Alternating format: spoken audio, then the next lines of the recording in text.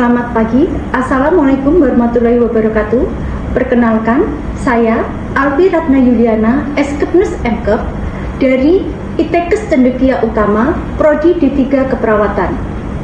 Di sini saya yang mengampu keperawatan anak, di mana keperawatan anak terdiri dari 3 SKS. 3 SKS terbagi menjadi 2 SKS teori dan 1 SKS praktek. Adapun yang mengampu pelajaran keperawatan anak ada 2 dosen, yaitu saya sendiri, Alfi Ratna Yuliana, Eskepnes MKep, dengan Bu Vera Fitriana, Eskepnes MKep. Deskripsi mata kuliah keperawatan anak, yaitu mata kuliah ini menguraikan tentang konsep dan teori serta praktek atau aplikasi asuhan keperawatan anak pada rentang anak sehat sakit sesuai dengan pertumbuhan dan perkembangan anak, dengan memperhatikan prinsip-prinsip yang aman, efektif melalui pendekatan proses asuhan keperawatan. Adapun tujuan dari mata kuliah keperawatan anak yaitu mengawali tentang konsep dasar keperawatan anak. Yang kedua adalah mampu menguasai asuhan keperawatan anak sehat, mampu menguasai keperawatan pada neonatus, mampu menguasai keperawatan anak sakit, mampu menguasai asuhan keperawatan anak dengan gangguan pemenuhan oksigenasi patologis sistem pernafasan, kardiovaskuler, dan hematologi.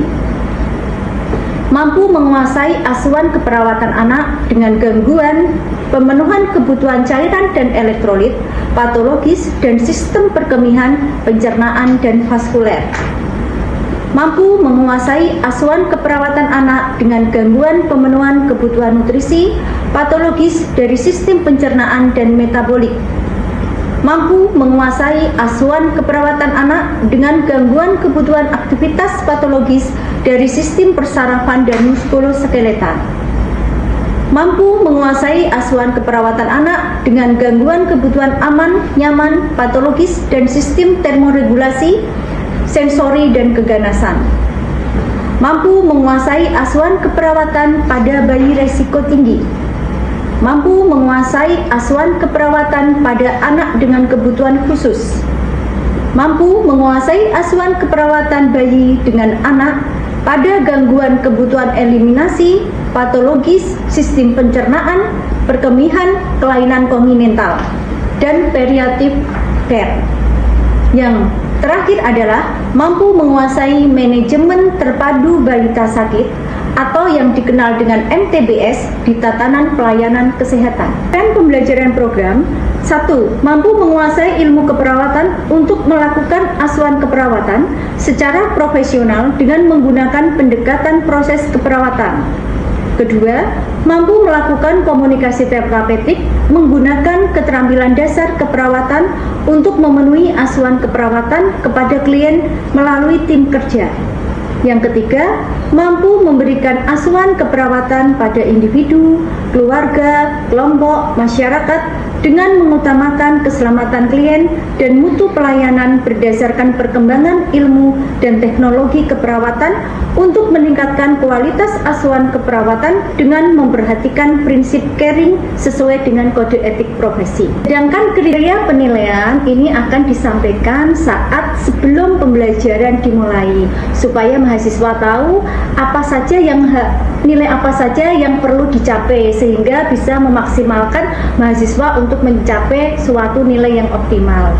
Kriteria penilaian terdiri dari UAS 40%, UTS 30%, tugas 20%, keaktifan 10%. Pertemuan kali ini kita sesuai dengan RPS, yaitu di pertemuan kedua, yaitu tentang konsep keperawatan anak sehat, di mana yang akan kita pelajari kali ini yaitu tentang konsep tumbuh kembang. Di dalam konsep tumbuh kembang, kita akan belajar tentang pengertian tumbuh kembang sendiri, di mana untuk pengertian tumbuh kembang sendiri sudah kita sedikit review tadi dan sudah sedikit kita sampaikan di pertemuan sebelumnya. Terus yang kedua, kita lanjutkan tentang ciri-ciri pertumbuhan, ciri-ciri perkembangan, aspek tumbuh kembang, tahap-tahapan pertumbuhan dan perkembangan, serta teori perkembangan.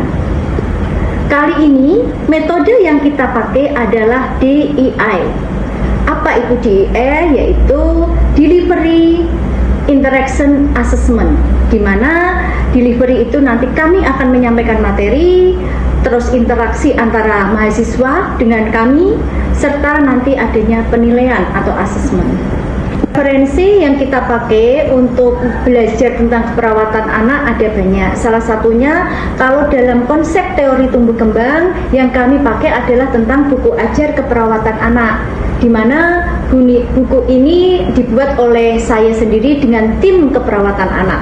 Di dalam isi buku ini ada yang namanya pertumbuhan dan perkembangan. Berikut adalah video yang akan kami sampaikan. Assalamualaikum warahmatullahi wabarakatuh. Waalaikumsalam warahmatullahi wabarakatuh. Selamat pagi. Pagi.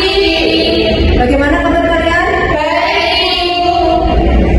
Sesuai dengan jadwal hari ini, yaitu jadwal keperawatan anak, berdasarkan RPS, ini kita pertemuan kedua, kita akan membahas tentang pertumbuhan dan perkembangan. Tapi kalau kali ini adalah tentang teori-teori perkembangan. Kemarin sih sudah kita ulas ya sedikit tentang pertumbuhan dan perkembangan. Sebelum kita ke materi, saya ingin mereview kembali materi yang kemarin kita sesuai dengan pelajaran yang kemarin ya, materi yang kemarin di mana kita membahas tentang pertumbuhan dan perkembangan. Sebelum lanjut untuk kita akan membahas tentang tahapan-tahapan perkembangan. Nah, ada nggak yang masih ingat pelajaran kemarin? Apa itu yang disebut dengan pertumbuhan dan perkembangan? Oke, nah siapa Mas namanya? Oke, Mas Yuda. Apa? Pertumbuhan itu bertambahnya jumlah sel. Bisa dilihat dari bertambahnya tinggi badan, terus berat badan, lingkar kepala, lingkar lengan. Kalau perkembangan itu diperoleh dari stimulasi berpikir secara bertahap dan terus menerus melalui proses pembelajaran. Contohnya motorik halus, motorik kasar, terus bahasa dan juga sosial. Ada yang mau menambahkan? Saya Bu, perkenalkan Bu, saya mahasiswa Siska. Saya izin menambahkan dari Yuda. Tadi jawaban Yuda kan ada motorik kasar, halus, bahasa, dan sosial. Saya izin memberikan contohnya ya Bu. Untuk motorik kasar itu contohnya ada menendang bola, melompat, dan berlari. Dan untuk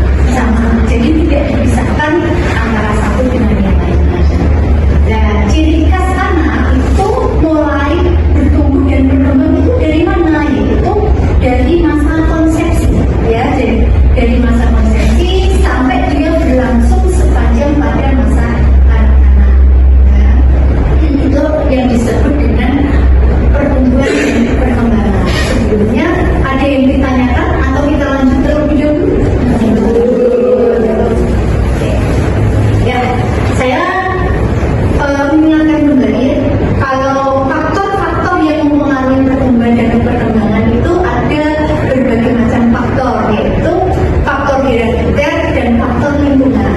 Nah, faktor herediter itu apa? Yaitu faktor bawaan normal atau patologi. Ya, biasanya itu ras, bangsa. Ya, jadi jangan kamu, oh saya itu pengennya hidungnya saya mancung, saya pengennya kulit saya putih kayak orang barat, padahal kita orang Indonesia. Nggak boleh, antara Asia dengan barat pasti akan berbeda. Ya, jadi kalau nanti mahasiswa ini memperbaiki keturunan, boleh itu, oh saya nanti cari orang barat aja tuh, atau orang B aja. Oke.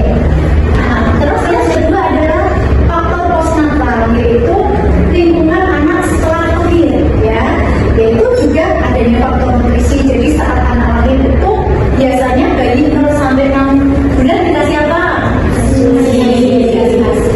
Ya, terus jangan lupa status sosial, ekonomi, kultur, iklim dan cuaca itu juga sangat mempengaruhi. Tahapan perkembangan ya, tahapan perkembangan itu tahapan pranatal dan postnatal. Tahapan pranatal itu dibedakan dari fase embrio dan fase fetus. Sedangkan postnatal yaitu dibagi menjadi 5, yaitu neonatal, bayi, prasekolah, sekolah, dan remaja. Jadi ada 5. Tahap pencapaian tumbuh kembang anak tadi kan kita sudah sebutkan, yaitu ada masa embrio dan masa fetus. Mahasiswa harus tahu masa embrio itu apa, yaitu mulai dari konsepsi sampai dengan 8 minggu. Ya, itu adalah masa embrio, di mana pada masa-masa tersebut yaitu terjadi defisiensi, ya, terjadi defisiensi yang cepat dari ovum, yaitu suatu organisme yang terbentuk oleh manusia, ya, dari situ. Jadi masa konsepsi atau masa embrio itu adalah konsepsi sampai dengan dia 8 minggu, sedangkan fetus yaitu 9 minggu sampai dengan dia lahir, itu adalah masa fetus. Nah, yang selanjutnya adalah masa neonatus, masa bayi, sekolah, remaja, dan prasekolah. Itu berdasarkan dengan tahapan-tahapan usia nanti. Peran perawat apa? Kita kan mahasiswa keperawatan, jadi harus tahu peran perawat di dalam deteksi tumbuh kembang itu seperti apa. Yaitu kita harus apa? Yaitu melakukan pengkajian tentang pertumbuhan secara berkala, ya. Kita harus tahu, harus melakukan itu baik tinggi badan, berat badan, ya. Terus jangan lupa kita harus menilai perkembangan sesuai dengan milestone usia. Jadi kan kalau usia segini dia sudah fase apa? Tadi kan sudah mungkin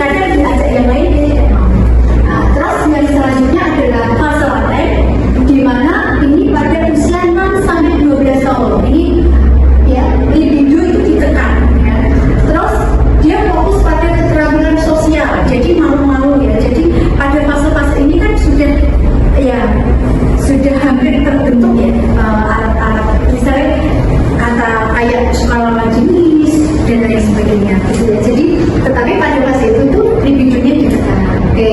Terus yang terakhir adalah fase genital. Oke, fase genital itu 12 tahun ke atas, yaitu bentuknya kembali dorongan seksual ya. Pada fase-fase ini kan dia sudah mulai menstruasi, terus sudah mulai pacaran. Nah itu perlu hati-hati. Jadi orang tua juga harus tetap menasihati supaya tidak akan terjadi hal-hal yang tidak diinginkan. Oke, selain ada pertanyaan atau kita lanjut? Oke, kita lanjut. Sekarang kita ke ini ya. Bu, deteksi dini gangguan tumbuh kembang ya. Jadi tumbuh kembang untuk mendeteksi supaya kita tahu, Bu, kalau supaya tidak terjadi gangguan tumbuh kembang itu harus bagaimana? Yaitu kita harus menggunakan KPSP. Insya Allah nanti di pertemuan selanjutnya kita akan praktek tentang KPSP. Oke, ya KPSP ini berfungsi untuk deteksi dini gangguan ya, atau disebut dengan questionnaire pra-screening perkembangan. Dia digunakan untuk mendeteksi dini adanya gangguan. Tentunya ada anak-anak ada stunting, ada keterlambatan bicara, ada autis. Nah itu bisa dideteksi terlebih dini. Oke ya. Alhamdulillah materi kita sudah selesai, pembelajaran hari ini sudah selesai.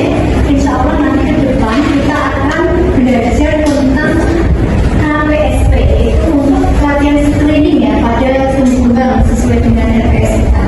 Oke, sebelumnya ada yang ditanyakan terlebih dahulu. Oke, monggo. Sebelumnya perkenalkan saya Putri.